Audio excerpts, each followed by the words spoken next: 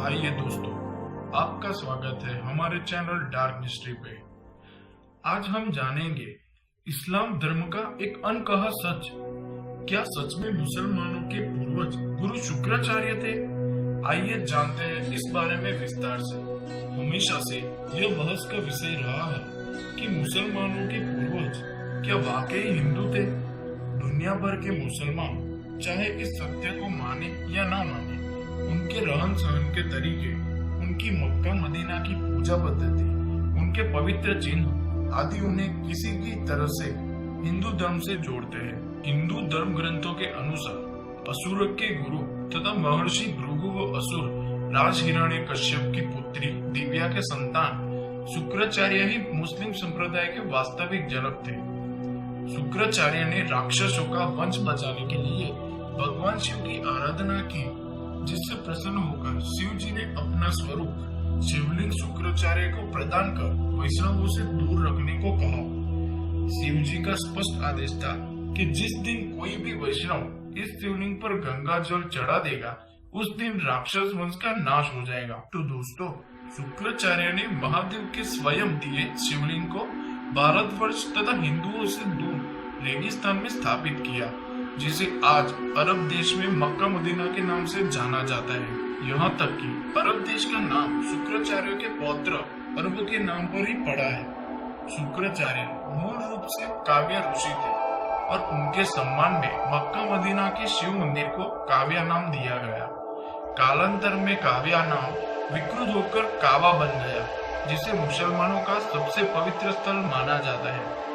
अरबी भाषा में शुक्र का मतलब महान माना जाता है और शुक्र अर्थात शुक्रिया अथवा धन्यवाद शब्दों का जन्म भी गुरु शुक्राचार्य के नाम पर ही हुआ है।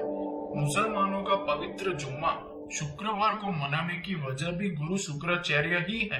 तो सुनिए, रामायण के अनुसार शूर्पणखा का वध नहीं हुआ और वह गुरु शुक्राचार्य के आश्रम में ही रहने लगी थी। ये सबको पता था कि भगवान श्री राम के आदेश पर लक्ष्मण ने शूर्पणखा के नाक कान काट दिए थे और तभी से वह अपना चेहरा ढककर रहती थी। शूर्पणखा के चेहरे ढकने की परंपरा को अरब देश की औरतें आज भी निभाती हैं। अरब देशों के रेगिस्तान में तेज धूप होने की वजह से वहाँ के लोगों ने सिर ढकने के लिए टोपी पहनना शुरू कर दिया और आगे चलकर उनकी पूजा पद्धति में शामिल हो गया। रेगिस्तान में उपजाऊ जमीन, अनाज आदि के अभाव में लोगों ने जानवरों को मारकर खाना शुरू कर दिया और इस हत्या को कुर्बानी का नाम दिया गया। इंसानों के मरने के बाद उन्हें जमीन में दफन करने की परंपरा शुरू हुई, जिसका मुख्य कारण रेगिस्तान में जलाने योग्य लकड़ी का न होना था। काबा में कुल 360 मूर्तियां हैं, जिसमें शनि और चंद्रमा की मूर्तियां शामिल है। मुस्लिम इतिहासकारों के अनुसार इनमें से ही एक मूर्ति को अल्लाह का नाम दिया गया। शनि, चंद्रमा के अलावा सूर्य और अन्य ग्रहों की मूर्तियां होना इस बात का प्रतीक है कि काबा में नवग्रहों की पूजा की जाती थी।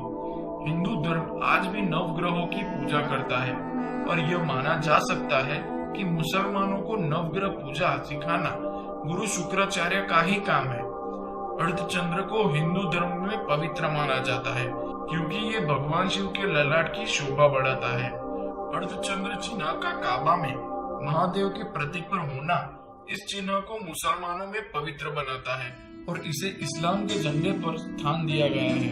हिंदू धर्म के पवित्र शब्द ओम के संस्कृत रूप ओम को अगर शीशे में देखे तो यह अरबी भाषा में लिखे गए अल्लाह की तरह दिखाई देता है। यहाँ तक कि मुसलमानों में पवित्र माना जाने वाला 786 अंक भी ओम से ही बना है।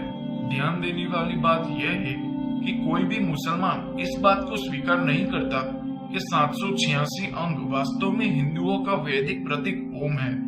कोई भी मुस्लिम बुद्धिजीवी ये नहीं बता पाता कि अगर 786 अंक ओम नहीं तो आखिर क्या है। मुसलमान मक्का जाकर काबा के शिवलिंग की 7 बार परिक्रमा भी करते हैं, जो बहुत पहले से चला आ रहा है। गुरु शुक्राचार्य ने यकीनन इस्लाम से पूर्व पैदा हुए अरब क्षेत्र के लोगों को हिंदू पूजा पद्धति सिखाई होगी।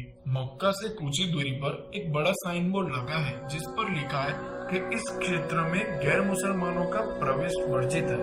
यह साइन बोर्ड उस समय का प्रतीक माना जाता है कि जब इस्लाम की शुरुआत हुई थी, तथा ये भी अंदाजा लगाया जा सकता है कि शुक्राचार्य ने भगवान शिव की दी हुई चेतावनी पर अमल करते हुए इस मंदिर के क्षेत्र में हिंदुओं के प्रवेश पर प्रतिबंध लगाया होगा।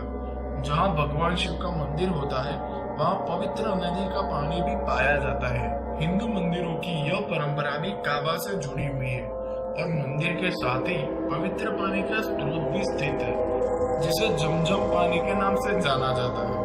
तो ये था दोस्तों इस्लाम धर्म का एक अनकहा सच। तो आइए अगली बार मिलते हैं अगली कहानी के साथ। तब तक हमारे चैनल से जुड़े रहिए, इसे लाइक करो, शेयर करो, सब्सक्राइब करो। Okay, see you guys.